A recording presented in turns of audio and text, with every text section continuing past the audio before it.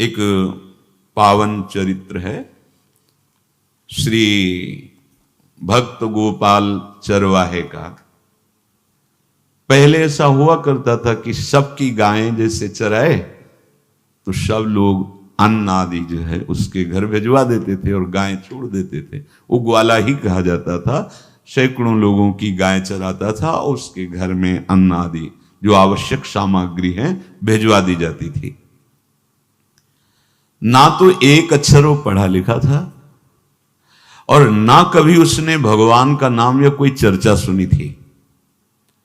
उसके कोई परमार्थ से संबंध ही नहीं था। बस गाय चराते थे, जंगल में रहते थे, पत्नी भोजन पहुंचा देती थी और परिवार चलाने के लिए गांव के लोग दे देते थे अन्न, क्योंकि सबकी गाय चराते थे।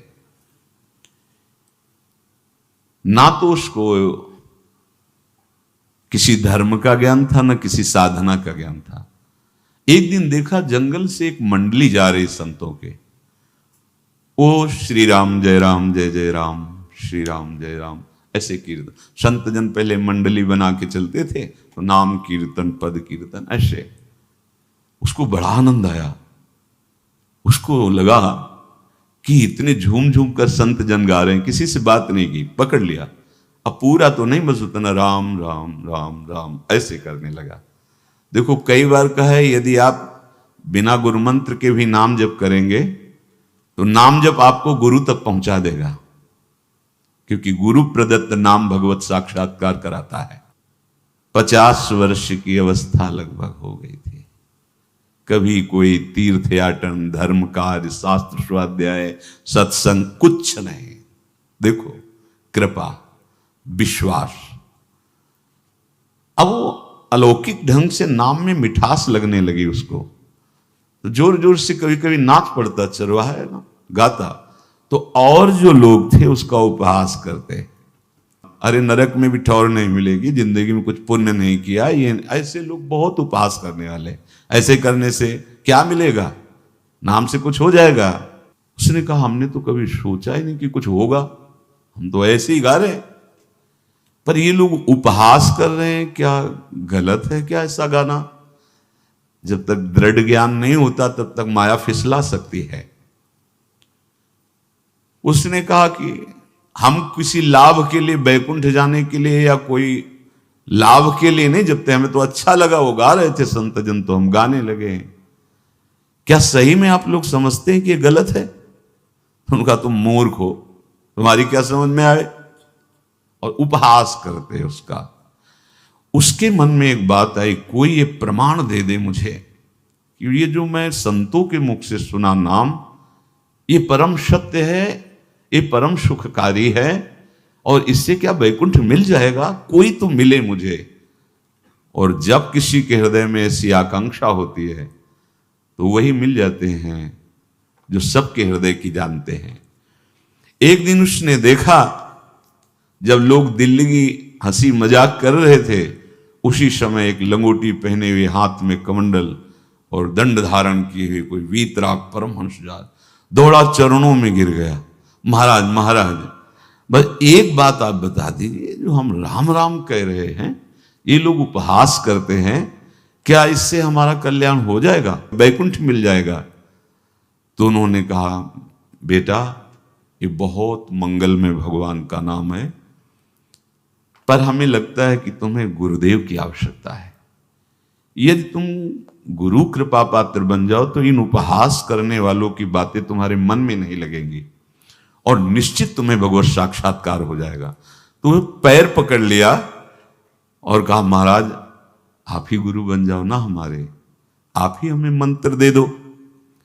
तो उन्होंने कहा हम तो तीर्थ यात्रा में हैं, ऐसा हम नहीं कर सकते, पर यदि तुम भगवान से प्रार्थना करोगे तो तुम्हारे कल्याण के लिए सदगुरु प्राप्त हो जाएगा। इसलिए जैसे कोई पूछते किसको सदगुरु बनाऊं, तुम कहते किसी को नहीं, पहले भगवान को मानो, श्री हरि को, जगत गुरु श्री कृष्ण को, फिर उनसे प्रार्थना करो कि यदि आप आवश्यक समझते हो कि सदगुरु के रूप में आप आकर के हमारा कल्याण करेंगे तो मुझे पहुंचा दो, या आप स्वयं आ जाओ। मैं नहीं खोज कर पाऊंगा, मेरी वो दृष्टि नहीं है कि मैं किसी महापुरुष को पहचान सकूं। मैं तुमसे सत्य कहता हूं, सदगुरु की जो शरण में हो गया तो उसके जीवन नौका की डांट सदगुरु अपने हाथ में ले लेते हैं। फिर उसको कोई भय, कोई उपहास, कोई लज्जा नहीं सताती। वो सुख पूर्वक इस दुखद अपार संसार समुद्र से पार हो जाता है। पर बेटा, तेरे ऊपर भगवान की बड़ी कृपा है, क्योंकि तू संतों को मानता है। तू मेरी बात पर विश्वास कर ले, अंदर से तू एकांत में रो, तुझे सदगुरु मिल जाएंगे। अब ऐसा कहकर वो अपने राह में चले तीर्थ यात्रा के लिए। अब वो खोजता, एकांत में बैठकर देखता। कभी कभी वो पेड़ पे चढ़ जाता कि कोई संत तो नहीं आ रहे हैं। अब उसके लिए वहां भोजन पहुंच जाता, पाता, गाय देखता और बस खोज करता कि सदगुरु आ जाए, सदगुरु आ जाए। बहुत समय व्यतीत हुआ, पर उसका विश्वास नहीं टूटा कि संत ने कहा था कि तुम भावना करो कि सदगुरु आ जाएंगे।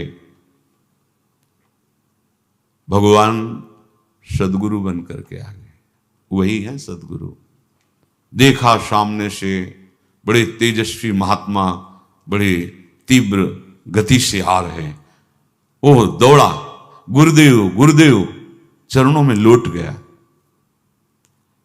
चरणों में जे ही गिरा तो एक बिजली सी दौड़ी उसके हृदय में। अब बात बन गई, गुरु मिल गए। वो खड़े हो गए। देखते ही सात्विक भाव उत्पन्न हो रहा है, आंसू निकलने लगे। देखते ही मन में आया कि जो संत कह रहे थे सदगुरु मिल जाएंगे, यही हमारे सदगुरु हैं। हृदय में उत्साह, आतुर आवाज, प्रभु मुझे भवसागर से पार करने वाला गुरु मंत्र दे दो। ऐसे थोड़ी दीक्षा दी जाती कि गली चलते दी जाए, दूंगा। जा पहले स्नान करके आ, फिर एकांत स्थान में बैठेंगे, फिर तेरे को उपदेश देंगे।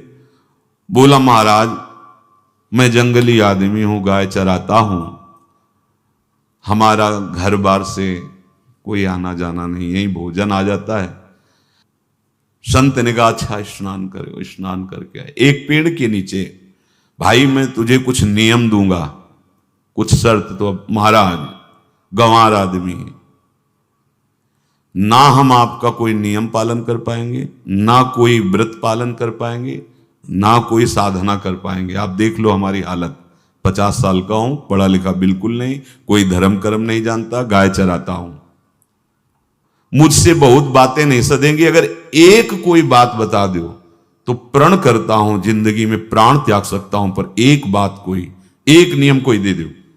हमें बहुत नियम तो नहीं समझ में आएंगे, एक कोई बात बता दो कि ऐसा कर लेना और मंत्र जपना, तो हम प्राण त्याग सकते, पर आपकी आज्ञा उल्लंघन, पर बहुत हम बातें नहीं मान पाएंगे क्योंकि हमारे इतना ज्ञान नहीं है। गोपाल के वचन सुन करके बहुत प्रसन्न हुए संत भगवान।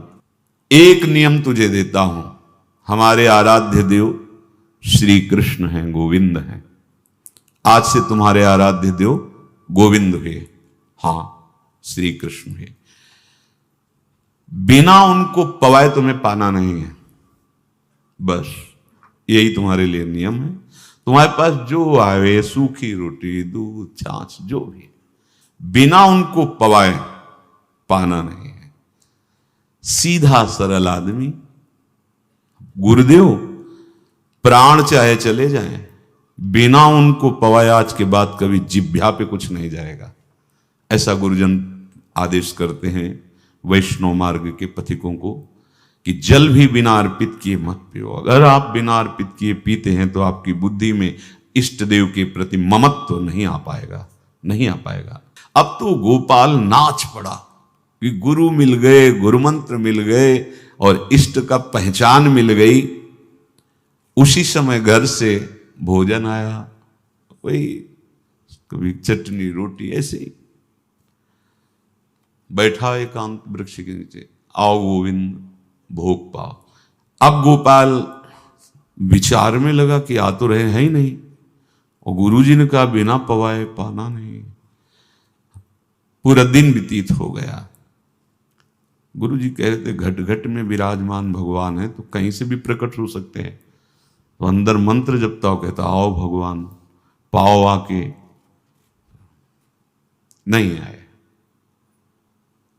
महाराज हमारे गुरुदेव ने आपका ध्यान जो बताया था वैसे ही आओ, आप पाओ आकर के। रात्रि हो गई, देखा पर वो नहीं आए, तो भोजन उठाया, गाय को पवा दिया। तो बहुत सी गायें थी, भूखा रह गया। दूसरे दिन फिर भोजन आया, एक पत्ता टोरा, जल से छिड़का पत्ते में और भोजन रखा। भगवान को फिर पुकारा, आओ प्रभु। गुरुदेव ने आज्ञा की, बिना आपको पवाए हम अपनी जबान में नहीं रख सकते। शाम हो गई, रात्रि हो गई, फिर गौ को दे दिया, नहीं पाया। अब एक तो 50 वर्ष की अवस्था और गौओं के पीछे दौड़ना और भोजन पाना नहीं, शरीर में सामर्थ्य धीरे धीरे कम होने लगी। तीसरा दिन, चौथा दिन, पांचवा दिन, छठा दिन, सातवां दिन, दीनानाथ प्राण चाहे निकल जाए, हम गुरु की आज्ञा नहीं तोड़ सकते।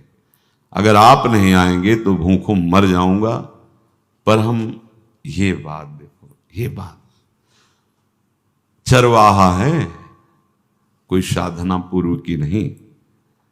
गौ सेवा के प्रताप से उससे संतों में प्रीति हो गई, नाम की कृपा से गुरु, गुरु की कृपा से नामी की प्राप्ति की चाह। ऐसे कई दिन व्यतीत होते गए। अस्थि मात्र होए रहे शरीरा। पूछते कि क्या बात है, भोजन तो हम रोज लाते हैं, आप रोज लेते हैं, क्या पाते नहीं? आपका विषय नहीं। शिक्षा मिलती है यहां, अपने गुरु उपदिष्ट साधन को किसी से बताना नहीं चाहिए। गुरु उपदिष्ट साधन जब तक सिद्धावस्था ना पहुंच जाए तब तक गुप्त रखा जाता है। जो जैसे आप सत्संग सुन रहे हो, इसमें कोई वचन आपको लगा, पकड़ लिया, अब वो जीवन में तभी बोलना जब उसका प्रभाव हमारे जीवन में आ जाए। नहीं ऐसे नहीं बोलना, नहीं तो निकल जाएगा। और अगर रोक लिया तो मंथन करेगा अंदर और आपको उसमें स्थित कर देगा। एक भी शब्द नहीं बताया कि हमारी गुरु दीक्षा हो गई, गुरु जी ने कहा था पवा के पाना, और इतने दिन हो गए भगवान तो आ नहीं रहे, इसीलिए हम पा नहीं रहे, तो हमारी ये दशा है। देखो आज का समय ऐसा है कि प्रगट में सब इंद्रियों के पोषण की व्यवस्थाएं भगवान दी, चाहे गृहस्थ हो चाहे विरक्त हो, लेकिन क्या हमारे अंदर निष्ठा है ऐसी?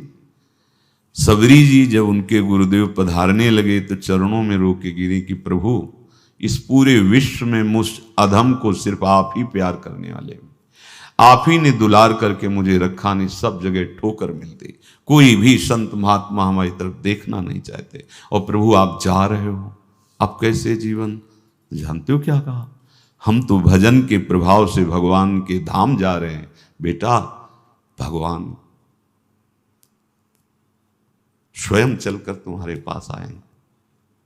सबरी जी बहुत वर्षों तक कभी गुरु के वचनों पर अविश्वास नहीं हुआ, क्यों कहते थे भगवान आएंगे, रोज पावड़े डालती हूँ, सोहनी लगा के जल छिड़कती हूँ, रोज लगता है फुसला तो नहीं दिया गुरु जी ने? नहीं, गुरु के वचन भगवान आएंगे। शायद ऐसा वर्णन कि शास्त्र हजार वर्ष सोचो जरा, और भगवान आए और सबरी को निहाल किया। ऐसे हो गुरुदेव ने कहा है भगवान आएंगे, जब तक वो ना पाएंगे तब तक हमने कहा है कि और उनका उद्देश्य अलग था कहने का कि आप भगवान को भोग लगा के पाइएगा और भजन कीजिएगा तो मंत्र के प्रभाव से तुम्हारे मानस पटल पर भगवान दिखने लगेंगे। ऐसा होता है, पर वो सीधा आदमी सीधा समझा, जब तक भगवान नहीं पाएंगे तब तक हमें नहीं पाना।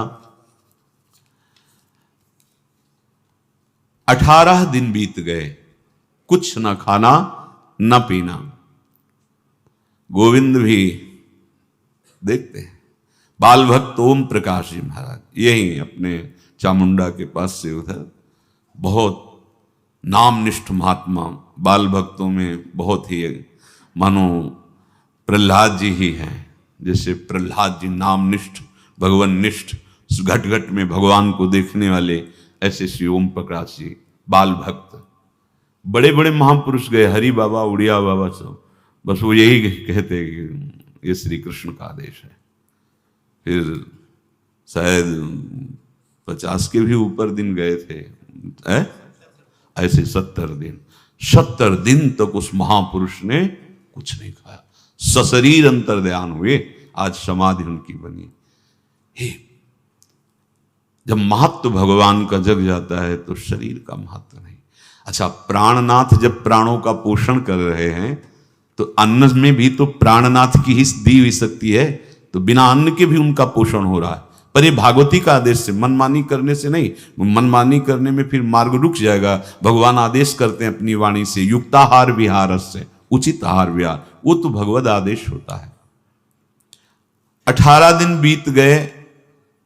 19वें दिन जब भोजन आया तो पेट के आते सब सिकुड़ गई थी। वैसे ही 50 वर्ष के थे, आंखें धस गई थी, उठने की ताकत नहीं। पत्नी ने फिर कहा कि आप कुछ तो बताइए कि क्या आपको कोई रोग हो रहा है? आप भोजन नहीं पा रहे, मैं रुक जाऊं यही आपकी सेवा के लिए, या आप घर चलिए?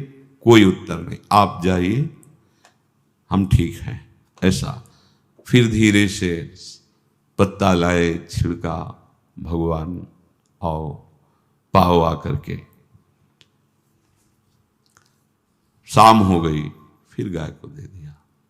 विचार कर लिया कि अब मरना ही है, मुझ जैसे अधम के पास भगवान तो आएंगे नहीं, वो तो भगवान है। पर मैं अपने गुरु के वचन नहीं तोड़ सकता, मर चाहे जाऊं।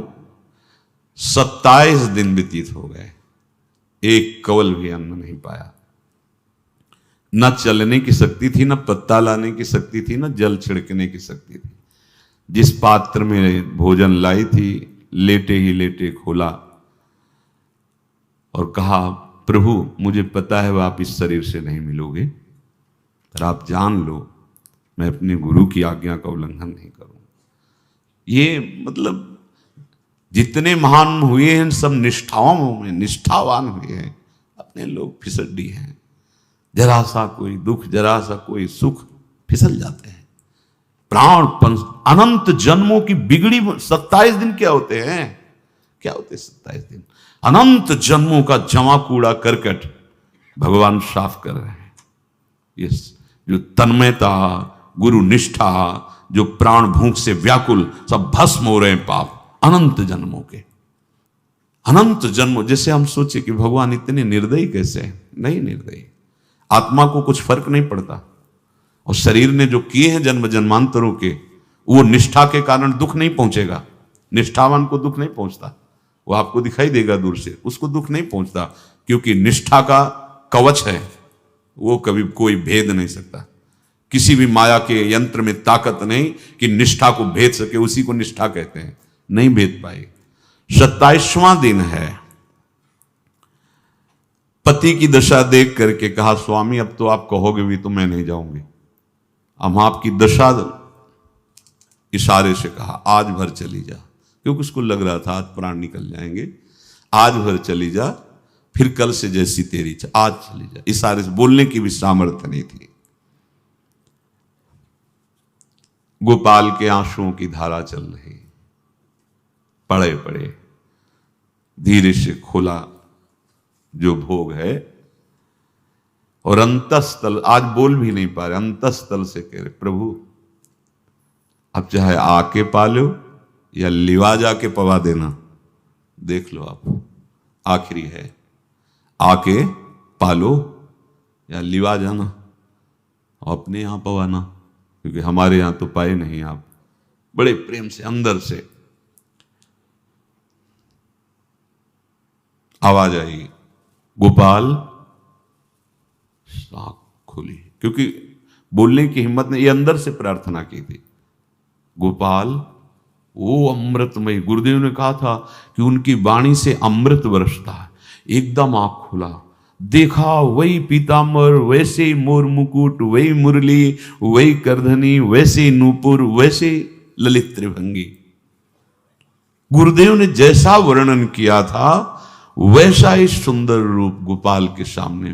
प्रभु मुखमंडल की मनोहरता देखकर निहाल हो गए। ये निहाल कर देंगे। थोड़ी पीड़ा सहना सीखो, सहत सहत बाढ़े भगति, ग्रह तन गुरु हितगार, ग्रह तन गुरु हितगार, हार अपनी करिमा। सेवक जी कह रहे हैं, देखो गृह तन गुरु हित गार हार अपनी कर, तन मन प्राण गुरु वचनों पर न्यौछावर, जो भी सहना पड़े सहूंगा। मिल गए प्रभु, प्रभु दूर नहीं है। प्रिया प्रीतम बहुत कृपालु हैं। मानो करोड़ करोड़ काम की सौंदर्यता को हे करते हुए प्रभु के लावण्य का प्रकाश हो रहा है। मनहारिणी मुरली, जैसे कहा था अधरों में वैसे अधरों में विराजमान। अच्छा, खास बात ये, ना कोई गाय देख पा रहे, नहीं कोई और चरवाहा देख पा रहा है। ये भगवान, जैसे इस सभा में किसी से बात करें भगवान, किसी से मिले तो पास बैठा व्यक्ति भी नहीं देख पाएगा, ना जान पाएगा, क्योंकि प्राकृतिक इंद्रियां, प्राकृतिक शरीर, और वो चिदानंद में, वो तो जिसको दर्शन देंगे तो पहले दृष्टि प्रदान करते हैं। भगवान जिससे मिलते हैं पहले दृष्टि प्रदान करते हैं, तो गुरु रूप से दृष्टि प्रदान। ये जो अंतर में पुकारा ना, वो अंतर दृष्टि खुल गई, सामने देखा। इतना सुंदर विश्व मोहिनी भगवान श्री हरि का ललित त्रिभंगी रूप कि गोपाल की आंखें नहीं टिकी। इतना सुंदर रूप, आंखें भगवान के तेज के आगे बंद हो गई। जो भी बंद हुई तो देखा मानस पटल पर वैसे ही ललित त्रिभंगी। फिर खोला, देखा सामने भगवान मुस्कुराए, सामर्थ्य प्रदान की।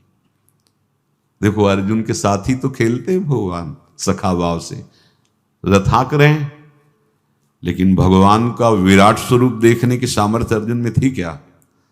दिव्य दृष्टि प्रदान की। फिर भी कांप रहे थे अर्जुन जी भगवान की दिव्य दृष्टि संपन्न नेत्रों से उस विराट महिमा को देखकर कांप रहे थे अर्जुन। ये तो माधुर्य रूप प्रभु का है। उसने मानो इशारा किया प्रभु को कि हमारी सामर्थ्य में सकिल कर आ जाऊं, नजदीक आप आ जाओ। आ गए, अपना माथा प्रभु के चरणों में रखा, आंसुओं से भगवान के चरणों का प्रक्षालन कर रहा है। देखो गांव का गाय चराने वाला ग्वारा, जिसको कोई धर्म कर्म का ज्ञान नहीं, कोई भक्ति का ज्ञान नहीं, कोई शास्त्र का ज्ञान नहीं, भगवान ने फिर उसको उठाया और अपने हृदय से, ज्यों हृदय से लगाया, हष्ट पुष्ट स्वस्थ सब, अंतर बाहर पूर्ण, कोई पीड़ा नहीं, कोई दुख नहीं, बिल्कुल तेजस्वी स्वरूप। भगवान की स्पर्श की महान सामर्थ्य है। बाली ने बहुत मारा ना सुग्रीव को, तो कर प्रसाद सुग्रीव शरीरा, जे इस पर सारी पीड़ा गई। भगवान अमृत सावी है, भगवान दिव्य चिदानंद भाव देने वाले हैं। अब तो सुरमुनि वांछित प्रभु की छाती से लपटा हुआ है। ये ऐसा ना सोचो कि ये कहानियां हैं, ऐसा नहीं। ये सत्य विषय आप भी प्राप्त कर सकते हैं, इसी के लिए रोज सत्संग होता है। जो भगवान से लिपट कर छाती में अश्रु की बूंदे, तो भगवान ये था माम प्रपद्यन्ते, भगवान की अश्रु बूंदों से गोपाल का अभिषेक हो रहा है। मानो सुदामा मिलन हो रहा है। जैसे भगवान को दैन्य बहुत प्रिय है। तभी भाई जी महाराज कहते हैं पद में कि बुद्धिहीन बना दो हे भगवान, हमें बुद्धिहीन बना दो। ये जो बहुत बुद्धि चलती है ना, इसके लिए दौड़ भाग है। नहीं, सीधे प्रभु हमारे हैं, हम प्रभु के हैं। नाम जप आश्रय भगवत प्राप्ति निश्चित। भगवान बोले, प्यारे गोपाल अब तो रो मत, देख मैं तेरे प्रेम में पगी हुई ये जो सूखी रोटियां हैं अभी पाता हूं। और भगवान बैठ गए और उसके घर की जो रोटी थी उसे, देखो मुझे त्रिभुवन का कोई भी भोग प्रसन्न नहीं कर सकता गोपाल, मुझे त्रिभुवन का कोई भोग प्रसन्न नहीं कर सकता। इस बात को समझो। जिनको ये भ्रम हो कि हम अधर्म से कमा के 56 भोग लगा के प्रभु को प्रसन्न कर लेंगे, तो ये बात सुनो। कह रहे मुझे त्रिभुवन का कोई भोग प्रसन्न नहीं कर सकता, मैं ऐसे ही अन्न की चाह रखता हूं।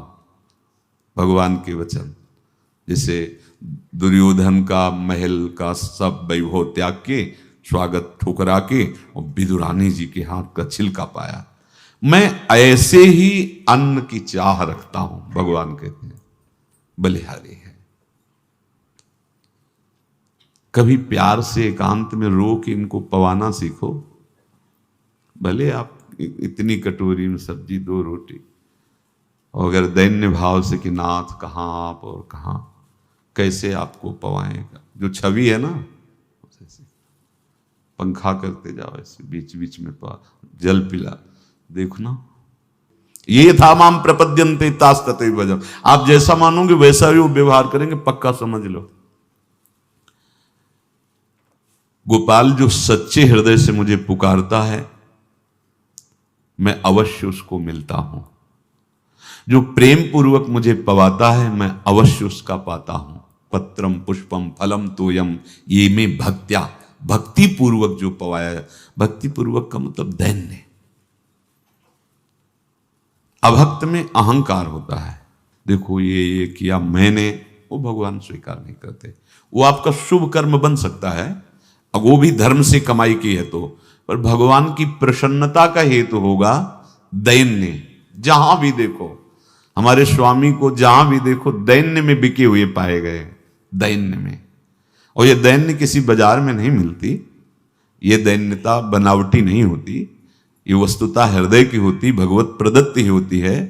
पर जो संत सदगुरुदेव की आज्ञा का अक्षरशः पालन करे तो इस दैन्य का निश्चित प्रादुर्भाव हो जाएगा, अहंकार गलित हो जाएगा।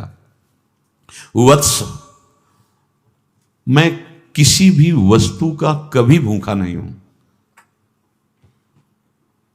मानो गोपाल के बहाने से हमको समझा रहे हैं, क्या चाहिए भगवान को, क्या चाहिए? कुछ भी कर लो, माना कि तुम तात्कालिक वर्तमान दुख को मिटा सकते हो, तात्कालिक, लेकिन संपूर्ण दुखों को मिटाने के लिए हरिनाम गरज रहा है, राधा नाम गरज रहा है। आपसे प्रार्थना है, समझो इस बात को। कलयुग केवल नाम आधारा। देखो, सुन के राम राम शुरू किया, मिल गए सिद्ध सदगुरुदेव, दे दिया मंत्र, बता दी निष्ठा, और मिल गए भगवान।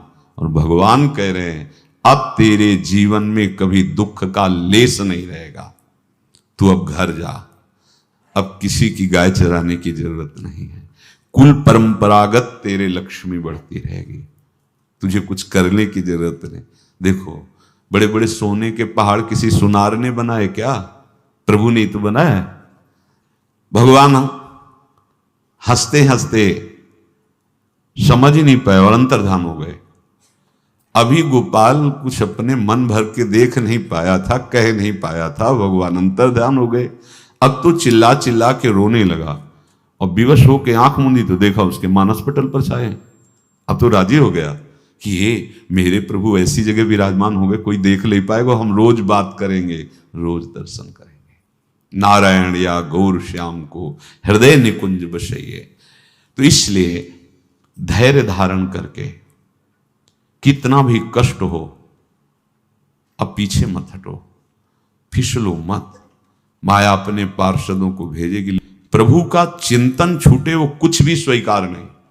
प्रभु का चिंतन होते हुए जो हो रहा है उनका सृष्टि का कार्य है, जो जो जिसको सेवा दी हो रहा है। हमारा प्रभु का आश्रय अगर बदला किसी व्यक्ति का आश्रय या किसी अन्य का आश्रय, बहुत घाटा हो जाएगा। अपने इस मन को देखते रहिए कि प्रभु को प्रथम नंबर में रखता है या द्वितीय नंबर में। हमें तो लगता है हो सकता है चौथे पांचवें नंबर पे रखता हो।